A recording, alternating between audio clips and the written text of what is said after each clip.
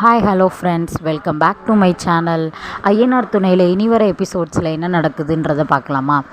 மனோகர் ஒரு வழியாக ஏதேதோ பேசி சொல்லி நிலாவை கன்வின்ஸ் பண்ணி நிலாவும் ஒரு எக்ஸ்பெக்டேஷனோட நிலாவும் சோழனும் அவங்க வீட்டுக்கு போகிறாங்க. ஸோ சோழன் தான் கார் டிரைவ் பண்ணிட்டு போகிறாரு. சோழன் மனசுக்குள்ளே ஒரு சந்தேகம் ஓடிக்கிட்டே இருக்குது. ஒருவேளை நம்மளோட காதல் ஜெயிக்காமல் போயிடுமோ, நிலா அவங்க அப்பா பாசத்துக்கு அடிமையாகி அங்கே போயிடுவாங்களோன்னு.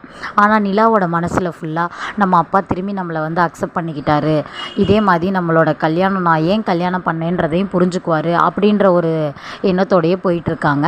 எல்லோரும் ஒரு வழியாக வீட்டுக்கு வந்துடுறாங்க. வீட்டுக்கு வந்ததோடனே எல்லோரும் ஷாக்கிங் ஆகுறாங்க சோழனையும் நிலாவையும் பார்த்துட்டு.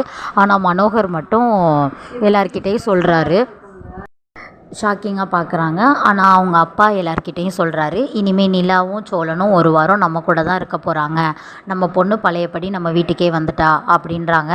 ஆனால் சோழனோட மனசுக்குள்ளே அந்த பயம் இருந்துக்கிட்டே இருக்குது. எங்கே நிலா தன்னோட அப்பா பாசத்துக்கு அடிமையாகி அப்பா கூட போயிடுவாங்களோ அப்படின்ற பயத்திலே இருக்காங்க நிலா. ஆனால் சோழனுக்கு இருந்தாலும் ஒரு சைடு நம்பிக்கை இருக்குது, அவரோட காதல் ஜெயிக்கும்னு. அதுக்கப்புறம் எல்லோரும் அந்த ஷாக்கிங்லேருந்து இன்னும் வெளியில் வராமல் அப்படியே இருக்காங்க. உடனே அவங்க அப்பா சொல்கிறாரு, வாங்க எல்லோரும் சாப்பிட்லாம், நீ ரெஃப்ரெஷ் ஆகிட்டு வாம்மா அப்படின்றாங்க. அவங்க அம்மா அண்ணி எல்லாருமே நிலாவை மட்டும்தான் சாப்பிட வாங்கன்னு சொல்லி கூப்பிட்றாங்க. சோழனை யாரும் கூப்பிடவே இல்லை. நிலா சோழனை பார்க்குறாங்க, சோழனும் நிலாவை பார்த்துக்கிட்டே இருக்காங்க. இந்த பல போராட்டங்கள்லாம் தாண்டி சோழனோட காதல் ஜெயிக்குமான்னு பொறுத்திருந்து பார்ப்போம்.